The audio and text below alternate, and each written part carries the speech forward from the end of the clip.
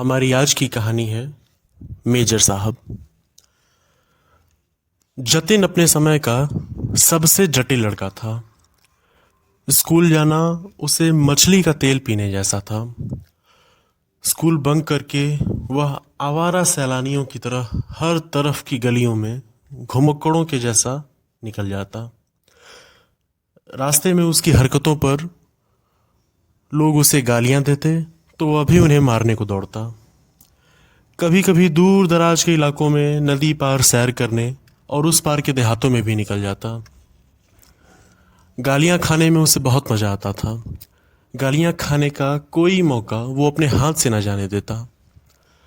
टांगों को पीछे से पकड़कर खींचना, लोगों की नकल करना उसके मनपसंद काम थे। अब आलसी निकम्मा तो होता ही है, पर बुरे आदतों का गुलाम भी होता है, और यही बुरी आदतें और काम बिना पैसे के पूरे नहीं होते। सो जतिन को जब भी मौका दिखाई पड़ता वो हाथ की सफाई दिखाकर घर के पैसे उड़ा ले जाता। जिस दिन उसके हाथ पैसे न लगते तो वह बड़ी बेशर्मी से सामान बर्तन तक उठाकर बाजार के हत्थे चढ़ा देता। इस काम में वह इतना माहिर था कि किसी को कानो कान खबर तक न लगती कि उसने हाथ की सफाई की है। उसके पिता रामदास अपने कस्बे के डाक खाने के मुंशी थे। शहर आने की चाहत में भाग दौड़ करके उन्होंने अपना ट्रांसफर तो करा लिया था, पर अब शहर की दुश्वारियों से रोज दो चार होना पड़ रहा था। ऐसी हालत में जतिन की हथलपकियां भी बहुत अकड़ती। उन्होंने कितनी ही बार बेरहमी से उसे पीटा था, पर उसका कोई असर न होता। जतिन शरीर से विशालकाय तो था, पर वह चुपके से मार खा लेता। अगर वह जोर से पिता को पकड़ भी लेता तो वो तो हिल भी नहीं सकते थे। पर जतिन कभी इतना ढीठ नहीं था। जतिन ज्यों ही घर में कदम रखता, चारों ओर से हल्ला शुरू हो जाता और कांव कांव मच जाती। घर वाले जतिन को गालियां देने लगते, ऐसा जैसे मानो घर में कोई सांड घुस आया हो। इतनी बेइज्जती ने उसे बिल्कुल निर्लज्ज बना दिया था, और वह जहां तहां चला जाता, जो मिलता वहीं खा लेता। उसकी हरकतों ने घर वालों को सजग कर दिया था। कई बार तो पूरे पूरे महीने भर तक उसकी दाल न गलती। दुकानदारों के कई रुपए उधार चढ़ गए। आखिर एक दिन बिल्ली के भागों छींका टूटा। रामदास दोपहर को डाक खाने से चले तो एक बीमा रजिस्ट्री अपने जेब में डाल ली, किंतु घर आए तो उस लिफाफे को अचकन की जेब से निकालने की सुध न रही। जतिन तो था ही मौके की ताक में, सो उसने लिफाफा उड़ा दिया। उसने लोट को लिफाफे में रख दिया और बाहर चला आया। गर्मी के दिन थे, दोपहर को सारा घर सो रहा था, पर जतिन की आंखों में नींद न थी। आज उसकी बुरी तरह कुंदी होगी, इसको संदेह न था। उसका घर पर रहना ठीक नहीं। 10-5 दिन के लिए उसे कहीं खिसक जाना चाहिए, तब तक लोगों का क्रोध भी शांत हो जाता।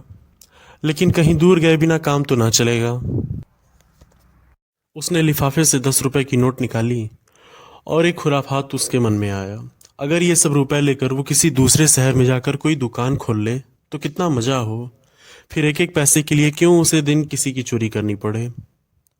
उसने लिफाफे को निकाला, उसमें कुल 200 रुपए के नोट थे। 200 में दूध की दुकान तो खूब चल सकती है। आखिर मुरारी की दुकान में 2-4 कढ़ाओ और 4-5 पीतल के थाले के सिवा और है ही क्या। लेकिन कितने ठाठ से तो रहता है, रुपयों की चरस उड़ा देता है।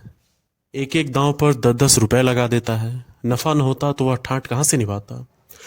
इस कल्पना में वह इतना मग्न हुआ कि उसका मन मानो काबू से बाहर हो गया, जैसे प्रवाह में किसी के पांव उखड़ जाएं और वह लहरों में बह जाए। उसी दिन शाम को वह बंबई चल दिया। दूसरे ही दिन मुंशी पर गबन का मुकदमा भी दायर हो गया।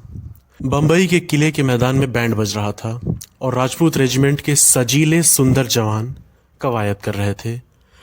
जिस प्रकार हवा बादलों को नए नए रूप में बनाती और बिगाड़ती है, उसी भांति सेना नायक सैनिकों को नए नए रूप में बना बिगाड़ रहा था। जब कवायद खत्म हो गई तो एक छरहरे डील का युवक नायक के सामने आकर खड़ा हो गया।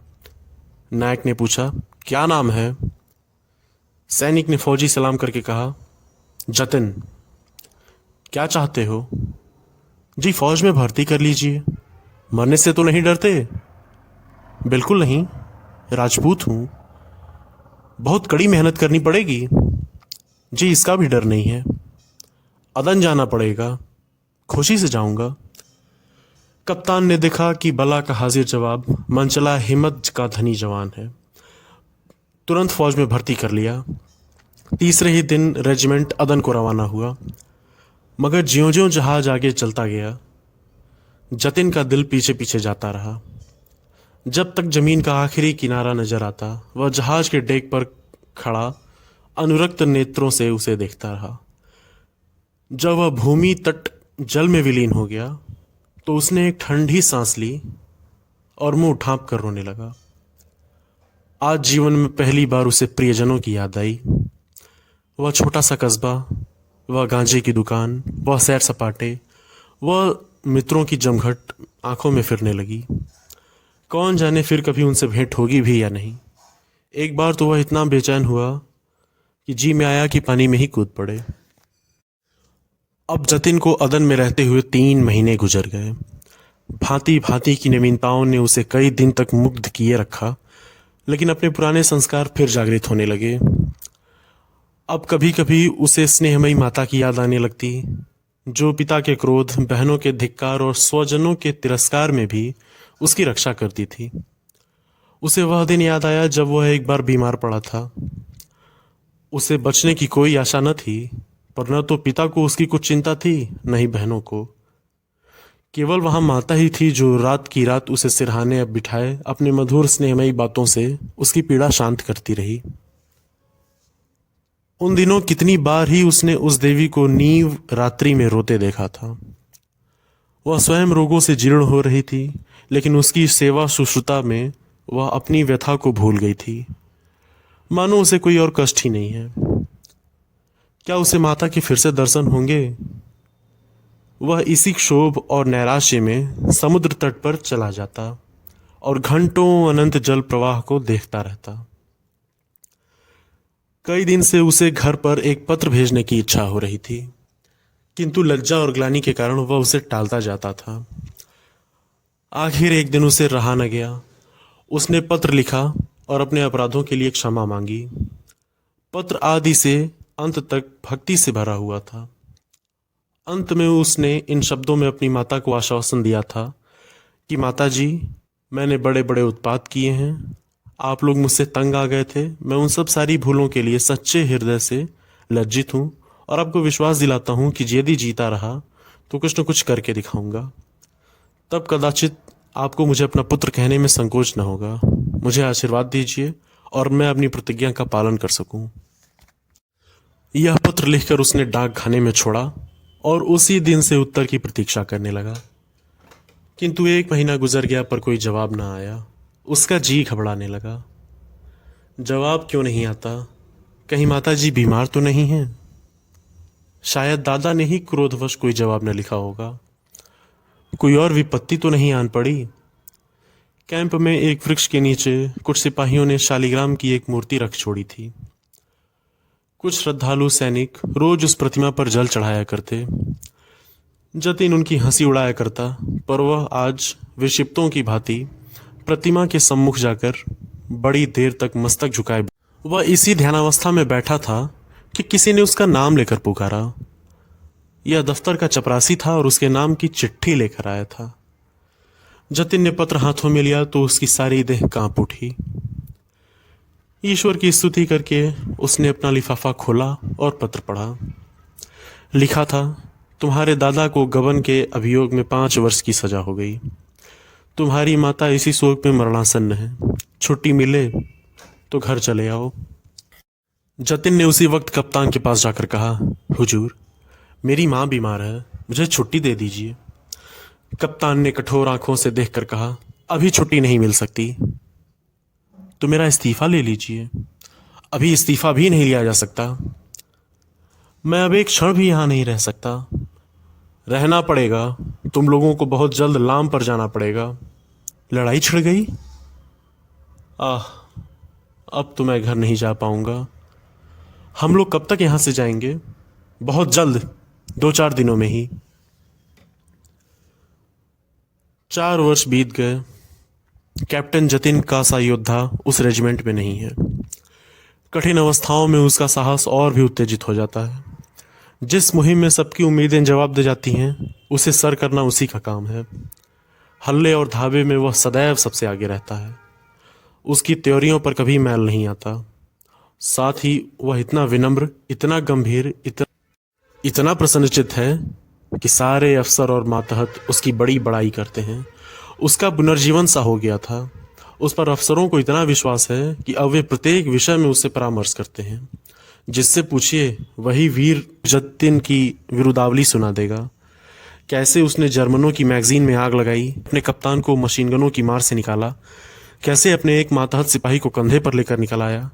ऐसा जान पड़ता है कि उसे अपने प्राणों का मोह नहीं, मानो वह काल को खोजता फिरता हो। कि नित्य रात्रि के समय जब जतिन को अवकाश मिलता है, वह अपनी छोलधारी में अकेले बैठकर घर वालों को याद कर लिया करता है। दो चार आंसू की बूंदें अवश्य गिरा देता है।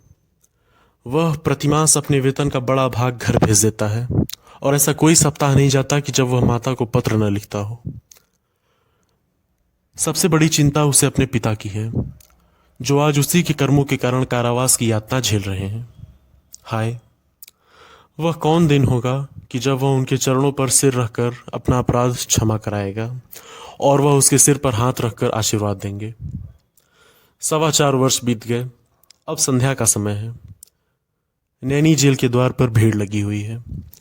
कितने ही कैदियों की मियाद पूरी हो गई है। उन्हें लिवा जाने के लिए उनके घर वाले आए हुए हैं, किंतु बूढ़ा रामदास अपनी अंधेरी कोठरी में सिर झुकाए उदास बैठा हुआ है। उसकी कमर झुककर कमान हो गई है। देह अस्थि पंजर मात्र रह गई है। ऐसा जान पड़ता है कि किसी चतुर शिल्पी ने एक अकाल पीड़ित मनुष्य की मूर्ति बनाकर रख दी है।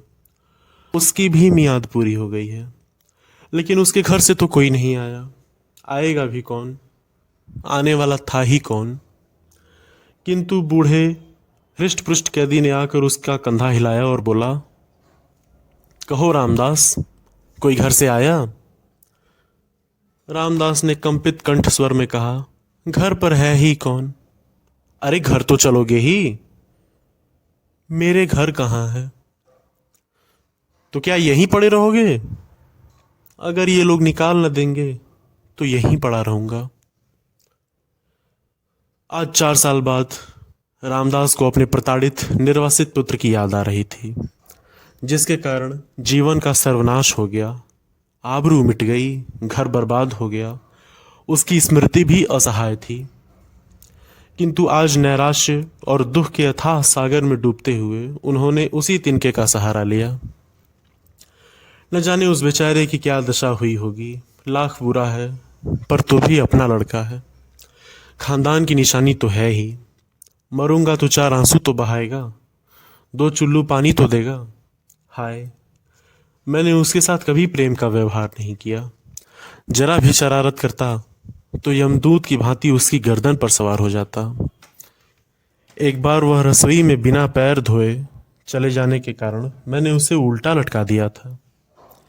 कितनी बार केवल जोर से बोलने पर मैंने उसे तमाचे लगाए थे। पुत्र सा रत्न पाकर मैंने उसका आदर नहीं किया। जहां प्रेम का बंधन शिथिल हो, वहां परिवार की रक्षा भला कैसे हो सकती है। सवेरा हुआ, आशा का सूर्य निकला। आज उसकी रश्मियां कितनी कोमल और मधुर थीं। वायु कितनी सुखद, आकाश कितना मनोहर, वृक्ष कितने हरे भरे और पक्षियों का कलरव कितना मीठा। सारी प्रकृति आशा के रंगों में रंगी हुई थी। पर रामदास के लिए चारों ओर अंधकार ही था। जेल का अफसर आया। सभी कैदी एक पंक्ति में खड़े हुए। अफसर एक एक का नाम लेकर रिहाई का परवाना देने लगा। कैदियों के चेहरे आशा से खिल उठे। जिसका नाम आता वह खुश खुश अफसर के पास जाता, परवाना लेता और झुककर सलाम करता। तब अपने विपत्ति काल के संगियों से गले लगकर वो बाहर निकल आता। उसके घर वाले भी दौड़कर उससे लिपट जाते। कोई पैसे लुटा रहा था तो कहीं मिठाइयाँ बांटी जा रही थीं, कहीं जेल के कर्मचारियों को इनाम दिया जा रहा था। आज नरक के पुतले विनम्रता के देवता बने हुए थे। अंत में रामदास का नाम आया। वह सिर झुकाए आहिस्ता आहिस्ता जेलर के पास गए और उदासी भाव से परवाना लेकर जेल के द्वार की ओर चल निकले। मानो सामने कोई समुद्र लहरें मार रहा हो। द्वार से बाहर निकलकर वह जमीन पर बैठ गए। कहाँ जाएं? सहसा उन्होंने एक सैनिक अफसर को घोड़े पर सवार जेल की ओर आते देखा। उसकी देह पर खाकी वर्दी थी, सिर पर कारचोबी साफा, अजीब शान से घोड़े पर बैठा हुआ था। उसके पीछे पीछे एक फिटन आ रही थी। जेल के सिपाहियों ने अफसर को देखते ही बंदूकें संभाली और लाइन में खड़े होकर सलाम किया। रामदास के मन में आया, एक भाग्यवान वह है जिसके लिए पूरी फिटन आ रही है, और एक अभागा मैं हूं जिसका कहीं ठिकाना नहीं। फौजी अफसर ने इधर उधर देखा और घोड़े से उतरकर सीधे रामदास के सामने आकर खड़ा हो गया। रामदास ने उसे ध्यान से देखा और तब चौंक कर उठ खड़े हुए और बोले, अरे बेटा जतिन। जतिन रोता हुआ उनके पैरों पर गिर पड़ा। तो यह थी हमारी आज की कहानी। अगर ये कहानी आपको अच्छी लगी हो तो इसे आप सब्सक्राइब करिए। धन्यवाद।